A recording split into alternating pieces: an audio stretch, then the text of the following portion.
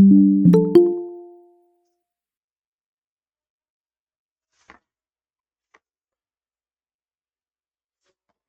everyone, welcome to the part second of aggregate demand chapter. तो आज हम लोग शुरू कर रहे हैं एग्रीगेट डिमांड का पार्ट 2। और आज इसमें मैं आपको दो तीन क्वेश्चन बहुत इंपॉर्टेंट करा रहा हूँ बेटा। लाइक डेरिवेशन, लाइक अभी हम सेविंग फंक्शन करेंगे। हम लोगों ने फर्स्ट सेकंड थर्ड फोर्थ ये चारों क्वेश्चन कर लिए हैं। वीडियो अपलोड हो चुकी है बेटा यूट्यूब पे, आप लोग देख लीजिएगा सब लोग, ठीक है। Now we are going on question number 6, 7। ये कोशिश करूंगा 5, 6, 7 और 8 क्वेश्चन तक आज हम इस पार्ट में खत्म करेंगे, ठीक है। तीसरे पार्ट में ये पूरा एग्रीगेट डिमांड हमारा खत्म हो जाएगा और इसके बाद मैं पहले इसके क्वेश्चन कराऊंगा, तब हम आगे बढ़ेंगे। Okay, this was our first question. एक बार शॉर्ट रिवीजन ले लेते हैं जल्दी से। What is the meaning of aggregate demand and its component? तो it is the sum total of expenditure which all the sectors, चार सेक्टर होते हैं, चारों सेक्टर मिलकर जितना भी खर्चा करने वाले हैं, प्लान कर रहे हैं, उसी को हम एग्रीगेट डिमांड कहते हैं। तो चार सेक्टर कौन कौन से होते हैं बेटा? कंज्यूमर, प्रोड्यूसर, गवर्नमेंट और रेस्ट ऑफ द वर्ल्ड। तो कंज्यूमर ने जो भी खर्चा किया that is consumption expenditure, producer ने किया इन्वेस्टमेंट एक्सपेंडिचर, गवर्नमेंट ने किया government expenditure and net export. After this we got this aggregate demand is equal to C plus I plus G plus X minus M। Okay, this is part 2। Now जब हम schedule बनाते हैं तो हम ये assume कर लेते हैं कि हमारी इकोनॉमी केवल टू सेक्टर इकोनॉमी है, यानी कि no government no rest of the world, इसलिए एडी का फॉर्मूला केवल C प्लस I होता है। वर्ल्ड फेमस शेड्यूल हमारा कि इनकम हम 0, 20, 40, 60, 80 लेंगे, कंजप्शन 20, 30, 40, 50, 60 लेंगे। क्या सर हर बार ऐसे ही लेना है? हाँ बेटा, हर बार ऐसे ही लेना है। इन्वेस्टमेंट 10 10 10 10 10 दोनों को ऐड किया, एग्रीगेट डिमांड आ गया। दिस वाज आवर कर्व कि आई हमारा कांस्टेंट हो गया, कंजप्शन हमारा इंक्रीज हो गया, ये एग्रीगेट डिमांड, ये सब हमारा कंप्लीट हो गया था, है ना। इसमें हमने ये भी पढ़ा था कि consumption curve starts from Y intercept, ठीक है, ओरिजिन से स्टार्ट नहीं होता है। ओके, आफ्टर दिस हमने एएस कर्व बनाया था जिसमें हमने ये पढ़ा था कि इनकम और एएस हमेशा बराबर होती है, इसलिए एग्रीगेट सप्लाई जो होती है वो हमेशा 45 डिग्री का कर्व बनाती है। इसके बाद हमने कंजप्शन फंक्शन पढ़ा था। कंजप्शन फंक्शन के जीरो इनकम पर भी कंजप्शन कुछ ना कुछ जरूर होगा, जिसको ऑटोनोमस कंजप्शन कहेंगे। इनकम 20-20 करके बढ़ेगी, कंजप्शन 10-10 करके बढ़ेगा, क्योंकि कुछ पार्ट हम इनकम का क्या कर लेते हैं, सेव कर लेते हैं। जिस पॉइंट पर इनकम और कंजप्शन बराबर होंगे उसको ब्रेक इवन पॉइंट कहेंगे। ये हम लोगों ने कंजप्शन फंक्शन पढ़ लिया था। चलिए शुरू करते हैं आज की बात, ठीक है। आज हम जो क्वेश्चन पढ़ेंगे बेटा, question number 5 explain saving function in brief. हम लोगों ने कंजप्शन फंक्शन पढ़ा था, लगभग लगभग कुछ वैसा ही है saving function in brief. Brief का मतलब होता है बेटा कम शब्दों में अपनी पूरी बात कहना, ठीक है, इन ब्रीफ। और बच्चे समझते हैं ब्रीफ का मतलब होता है सर पूरा एक्सप्लेन ढंग से करना, नहीं, ठीक है, ध्यान रखना। चलिए, तो explain consumption function in brief, तो करते हैं इसको हम एक्सप्लेन। सबसे पहले जब आप आंसर लिखोगे तो हम कंजप्शन सॉरी सेविंग फंक्शन का आंसर वो डेफिनेशन लिखेंगे, ठीक है। तो सेविंग फंक्शन की डेफिनेशन क्या होती है बेटा? It is the it is the functional relation,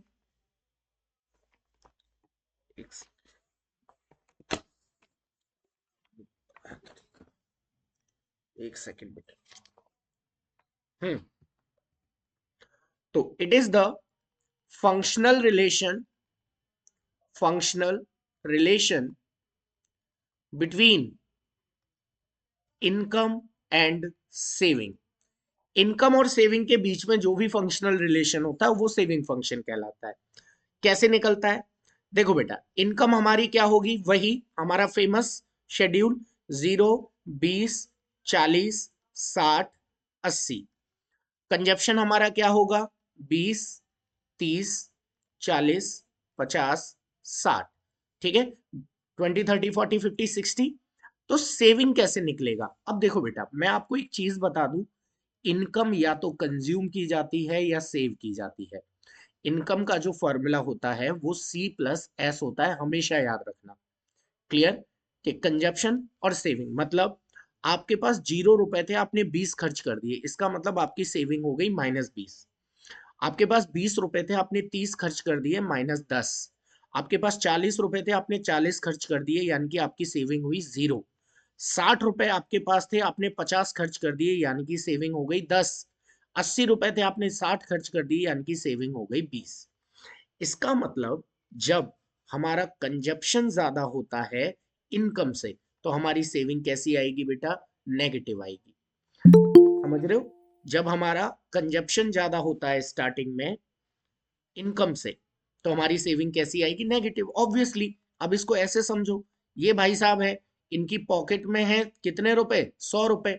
और इन्होंने दुकानदार से सामान ले लिया कितने रुपए का? 500 रुपए का। 500 रुपए का। अब क्या होगा? ये 400 रुपए बाकी के क्या करेगा? भाई 500 रुपए का आपने खर्चा कर दिया, कंजप्शन 500 का कर दिया। इनकम आपके पास 100 रुपए थी, तो 400 रुपए आपको क्या करना पड़ेगा? आपको उधार लेना पड़ेगा। और जब आप किसी से उधार ले रहे हो, इसका मतलब आपकी सेविंग काय में चली गई? नेगेटिव में चली गई। नेगेटिव की सेविंग का मतलब होता है उधार ले लिया है आपने पैसा। और ऐसा बंदा तभी करता है जब कंजप्शन ज्यादा हो जाए, इनकम कम हो जाए। Is that clear? ठीक है बेटा, सबको क्लियर है ये बात?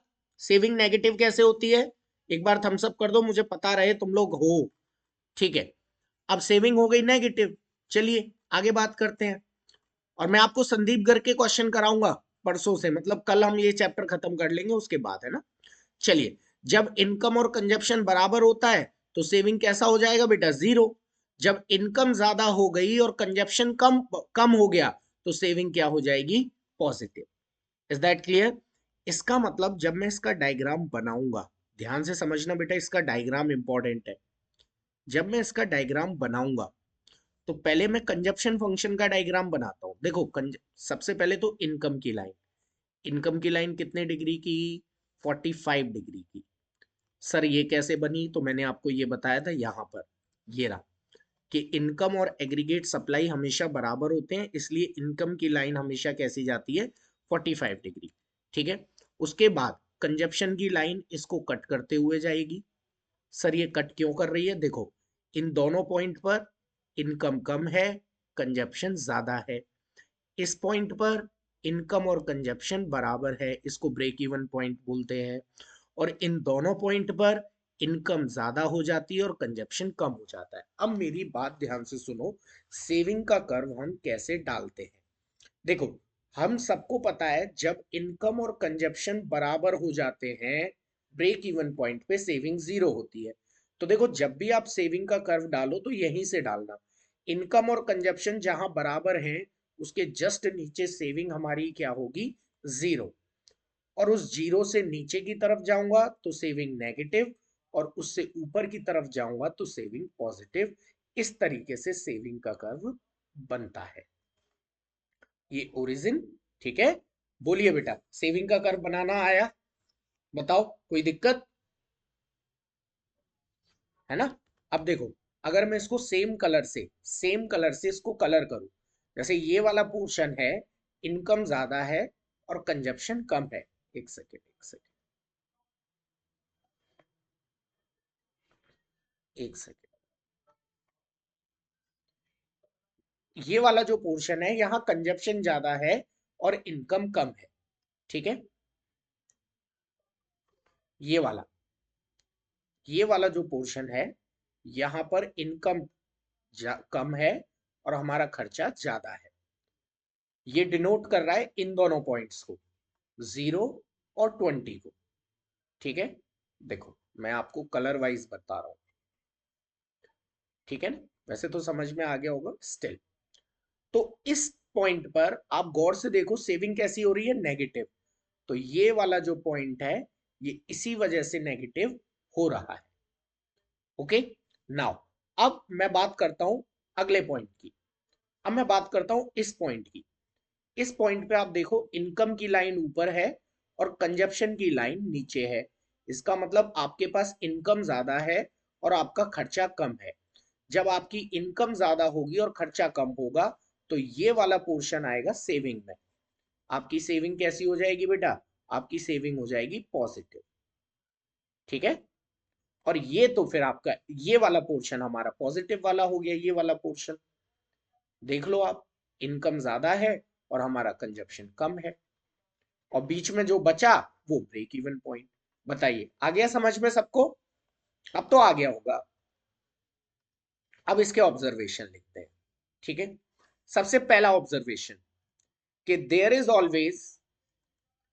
Is always positive relation between income and saving. बेटा इनकम और सेविंग में कैसा रिलेशन होता है? पॉजिटिव। मतलब इनकम बढ़ेगी तो सेविंग बढ़ेगी, और इनकम घटेगी तो सेविंग घटेगी। आप देख सकते हो इनकम जैसे जैसे जैसे जैसे बढ़ती जा रही है, आपकी सेविंग की लाइन भी वैसे वैसे वैसे वैसे बढ़ती जा रही है। ओके, दूसरा, there is always negative saving at zero income. Negative saving at zero income. Zero income पर जो सेविंग होती है, negative saving at zero income, वो हमेशा नेगेटिव होती है। Negative saving at zero income, और उसको हम क्या बोलते हैं बेटा? Autonomous saving. उसको ऑटोनोमस सेविंग बोलते हैं। ठीक है, जो डिनोट की जाती है माइनस का एस बार। ये वाले जो -20 है ना बेटा, इसको बोलेंगे ऑटोनोमस सेविंग, -20 को। ओके, थर्ड और लास्ट ऑब्जर्वेशन क्या कहता है? थर्ड और लास्ट ऑब्जर्वेशन कहता है कि the rate of saving is always less than income. मतलब जो, ऐसे लिखो, the saving is always less than income. Saving हमेशा इनकम से कम होगी। नेवर बी y=s, कभी बराबर नहीं होगा, और कभी सेविंग इनकम से ज्यादा नहीं होगा। देखो इनकम का फॉर्मूला C+S होता है। अगर 100 रुपए आपने कमाए और 100 ही बचा लिए, मान लो इनकम और सेविंग बराबर हो गया, तो मतलब कंजप्शन जीरो हुआ। और कंजप्शन जीरो का क्या मतलब है? आदमी मर गया। भाई जीरो कंजप्शन का मतलब यही होता है। इसका मतलब ये वाली कंडीशन कभी पॉसिबल नहीं होगी। इसलिए इनकम और सेविंग कभी ना तो बराबर होंगे, ना कभी इनकम जो है वो सेविंग से कम होगी। बोलिए आया समझ में बेटा सेविंग फंक्शन? ओके, चलिए क्वेश्चन नंबर 6, नेक्स्ट क्वेश्चन की तरफ बढ़ते हैं। ठीक है सर, एक क्वेश्चन डिस्कस करना था बेटा। अगर इसी टॉपिक से रिलेटेड है तो अभी कर लो, और अगर किसी और टॉपिक से रिलेटेड है तो बस ये क्वेश्चन खत्म हो जाने दो, टॉपिक खत्म हो जाने दो, फिर उसके बाद डिस्कस करता हूँ। बताओ किससे रिलेटेड है? हाँ बोलो बोलो बोलो, जल्दी बोलो।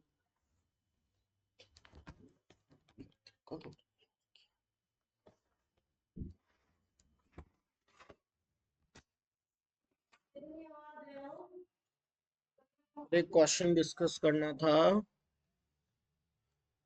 नहीं बेटा ये इससे नहीं है, ये अगले चैप्टर से रिलेटेड है सक्षम। चलिए नेक्स्ट क्वेश्चन, डेरिवेशन ऑफ, बहुत इजी है, आप लोग अभी जो समझ के आए हो ये वही है। डेरिवेशन ऑफ सेविंग, लेकिन ये एग्जाम में आएगा जरूर इस बार। Derivation of saving curve from consumption curve. मतलब सेविंग कर्व बनाना है कंजप्शन कर्व से। ठीक है, चलिए समझिएगा बेटा कैसे बनता है। बहुत आसान है।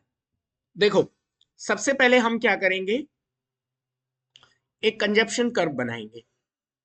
ये बन गया मेरा consumption curve. This is income and this is consumption. Cut कर दिया।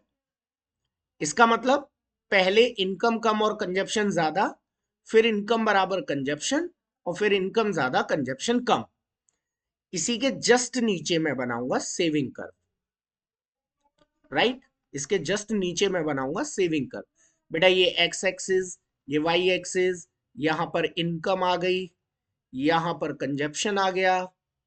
अब ये सेविंग कर्व, तो ये एक्स एक्सिस, ये वाई एक्सिस, ये ओरिजिन, ठीक है। यहां पे आएगी इनकम और यहां पे आएगी सेविंग। अब ध्यान से समझना कैसे बनता है ये। सबसे पहले आपको क्या करना है, जहां पर इनकम और कंजप्शन कट हो रहा है, आप लोग बताओ उसके जस्ट नीचे, जहां इनकम बराबर कंजप्शन है, उसके जस्ट नीचे सेविंग कितनी होगी। जहां पर इनकम बराबर कंजप्शन है, मतलब किसी के पास 100 रुपए थे, उसने 100 ही खर्च कर दिए, तो सेविंग कितनी होगी, 0। यानी कि इस पॉइंट पर S इज इक्वल टू 0। अब इस पॉइंट से अगर मैं नीचे जाऊंगा, ठीक है, यानी कि इनकम कम कंजप्शन ज्यादा, तो सेविंग नेगेटिव हो जाएगी। और इस पॉइंट से ऊपर जाऊंगा तो सेविंग क्या हो जाएगी, पॉजिटिव। क्लियर। ये हमने ड्राइव कर लिया पहले कर्व। अब इन पॉइंट्स को नाम दे दो। नाम देखो बेटा कैसे देंगे, ध्यान से समझना। इसको नाम दे दो ए, इसको नाम दे दो बी, और इसको नाम दे दो सी। इसको नाम दे दो एक्स, इसको नाम दे दो वाई, और इसको नाम दे दो जेड। अब सुनो ध्यान से, डेरिवेशन कैसे लिखेंगे। पहला derivation, from point A of consumption curve, ठीक है। From point A of consumption curve, consumption curve का ए पॉइंट क्या शो कर रहा है, income is less than consumption, ठीक है। इनकम कम है, कंजप्शन ज्यादा है। We get point X of saving curve, ठीक है। और वो क्या शो करेगा, वो नेगेटिव की सेविंग को शो करेगा। आ गई बात समझ में। ए पॉइंट शो कर रहा है income is less than consumption, X point show कर रहा है नेगेटिव सेविंग। दूसरा, from point B of consumption curve, point B क्या शो कर रहा है, इनकम बराबर consumption. We get point Y of saving curve, क्या शो कर रहा है, S equal to 0, right. Third point, from point C of consumption curve, क्या शो कर रहा है, income is greater than consumption. जब इनकम ग्रेटर है कंजप्शन से, तो we get point Z of saving curve, जो क्या शो कर रहा है, जो शो कर रहा है S is positive. And after join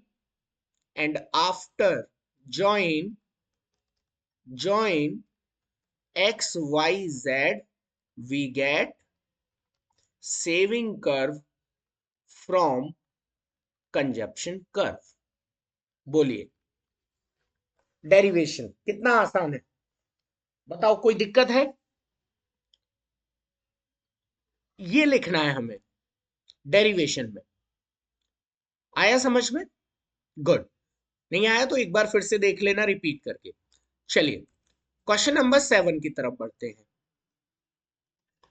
question number 7 क्या कह रहा है बेटा, अब उल्टा कर दो उसका, derive consumption curve from saving curve, ठीक है। इस कर्व को बनाने का तरीका सिंपल है बेटा, ठीक है। कोई भी कर्व देखो, सेविंग कर्व अब हमें ऊपर लेना पड़ेगा। हमें एक सेविंग कर्व लेना है, उससे हमें कंजप्शन कर्व बनाना है। ये एक्स, ये वाई, इधर इनकम और इधर सेविंग, ओके, ये 0। अब सुनो ध्यान से, नीचे बनाएंगे हम एक कंजप्शन कर्व, तो कंजप्शन कर्व में इनकम भी डलेगी, तो ये इनकम हो गई 45 डिग्री, इसके साथ मुझे कंजप्शन कर्व डालना है। तो सेविंग देखो, सेविंग नेगेटिव होती है, फिर 0 होती है, और फिर पॉजिटिव होती है। देखो बेटा, नेगेटिव सेविंग, 0 सेविंग, और फिर पॉजिटिव सेविंग। अब ध्यान सुनो, जहां पर सेविंग 0 है, इसका मतलब उसके नीचे इनकम और कंजप्शन क्या होंगे, आपस में बराबर होंगे। ये वो पॉइंट है जहां इनकम बराबर कंजप्शन होगा। इससे पहले कंजप्शन ज्यादा होगा इनकम से, और इसके बाद इनकम ज्यादा होगी कंजप्शन से। क्लियर? अब इनको नाम दे दो। इस नेगेटिव वाले को मैंने नाम दे दिया ए, जीरो वाले को नाम दे दिया बी, और पॉजिटिव वाले को नाम दे दिया सी।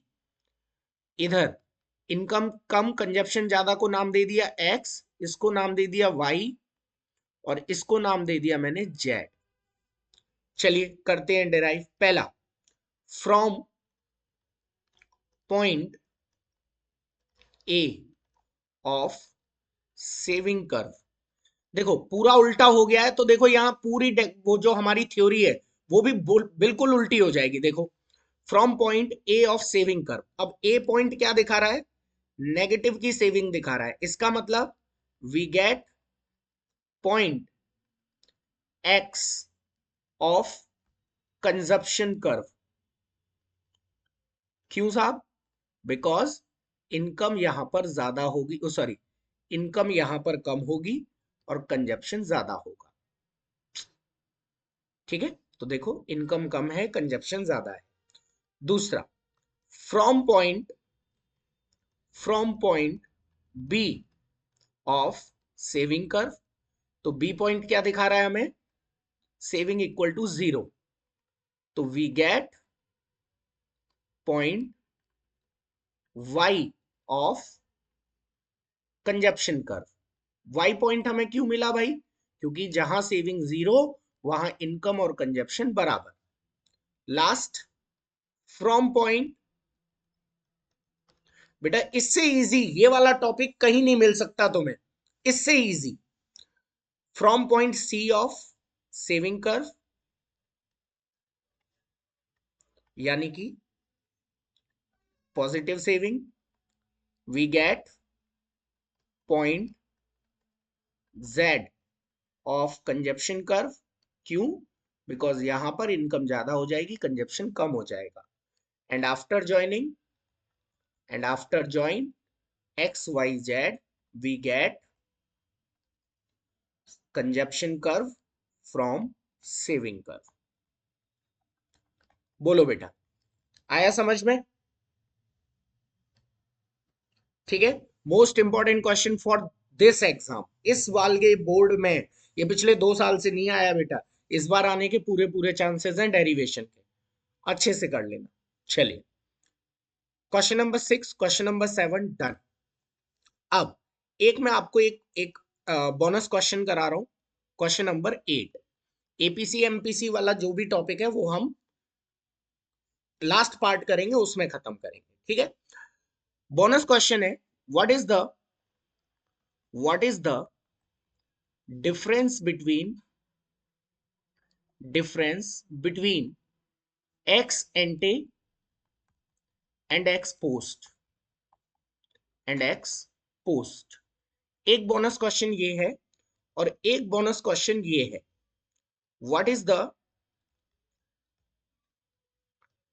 डिफरेंस बिटवीन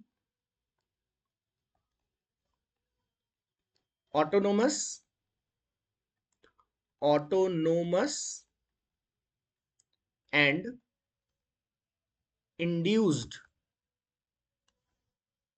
ठीक है, कंजप्शन। ये दो बोनस क्वेश्चन करा रहा हूं, अच्छे क्वेश्चन है। देखो बेटा, जब भी आपसे बात की जाएगी किसकी, एक्स एंटे वर्ड की।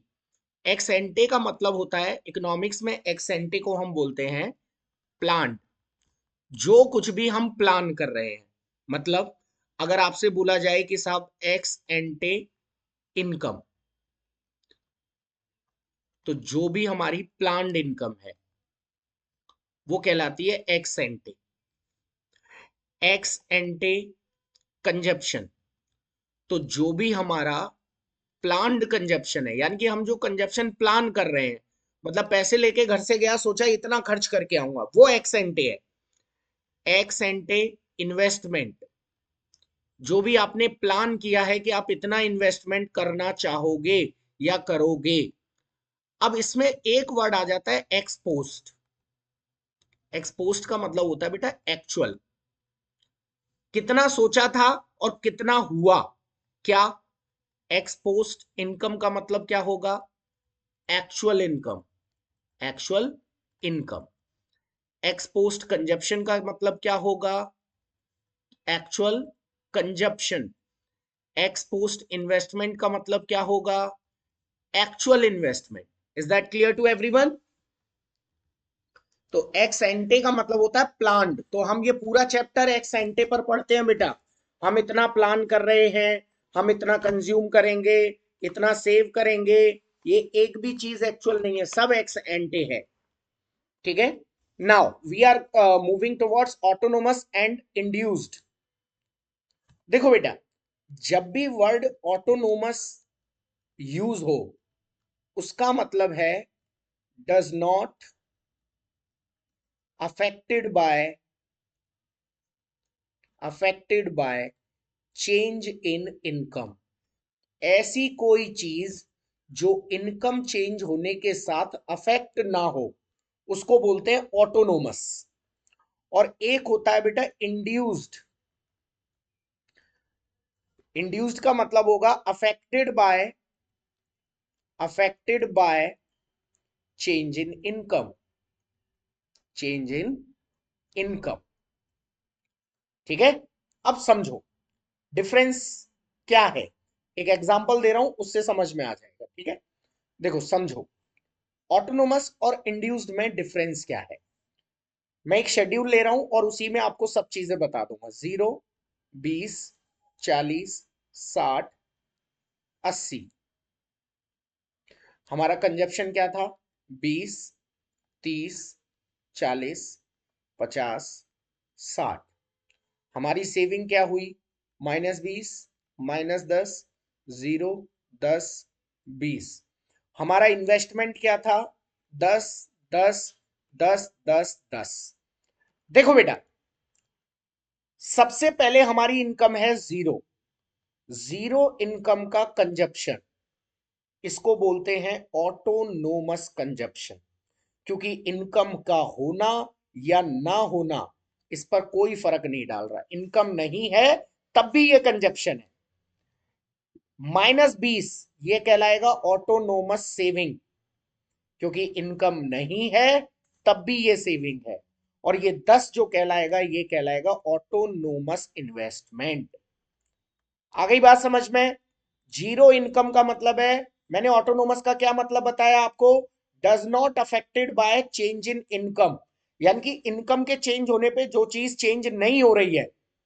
तो देखो जीरो इनकम है इसका मतलब इनकम चेंज हुई नहीं या इनकम है ही नहीं।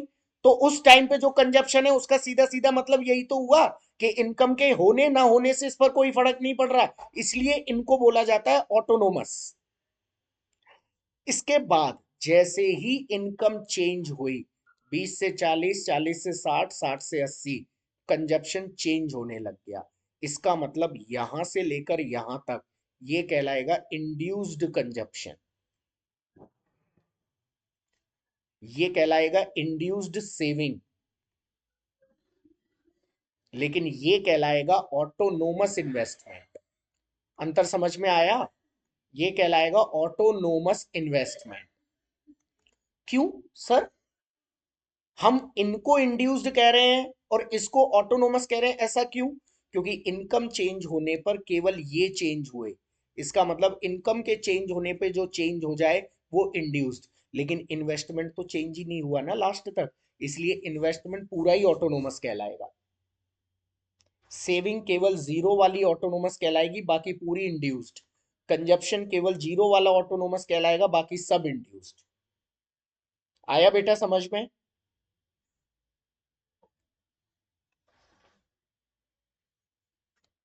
गुड।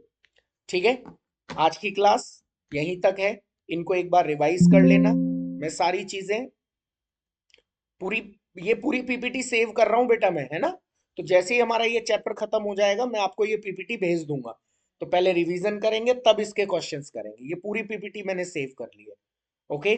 चलिए, एक सेकंड।